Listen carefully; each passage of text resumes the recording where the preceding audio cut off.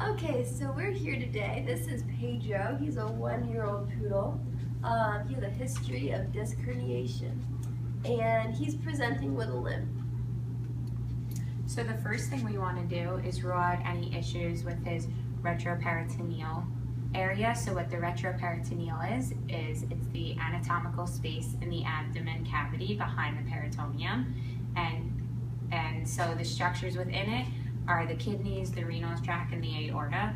So what we want to do is rule out retroperitoneal fibrosis, which is the spread of fibrous tissue, and symptoms include severe abdominal or back pain or impaired limb movement, which could account for his limp.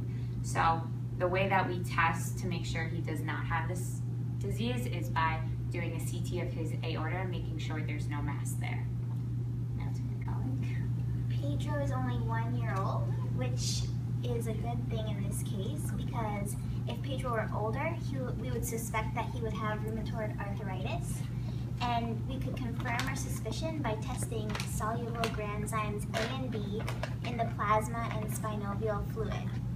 So granzymes are the substance that natural killer cells secrete in order to kill infected cells.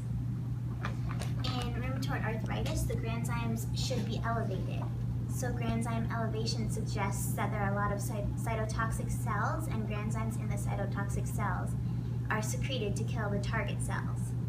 But Pedro is only 1, so this should not be a cause of his limp.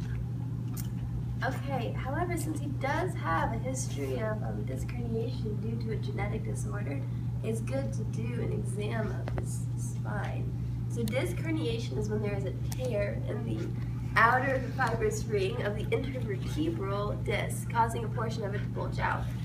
And the intervertebral disc, that's an important word you should know, is the disc that lies between adjacent vertebrae in the vertebral column. And each disc is a fibrocartilaginous joint which allows like slight movement of the vertebrae, and it acts as a ligament holding it all together.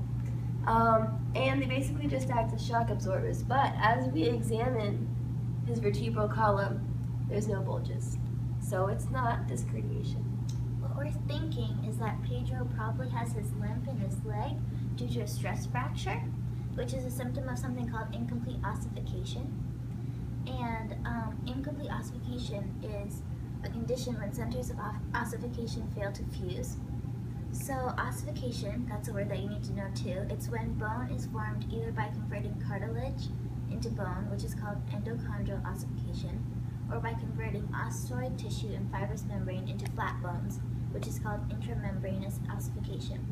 So we think that the problem is Pedro's stress fracture in his leg, and so one thing that we think he should do is just rest more and not go on very long, strenuous runs.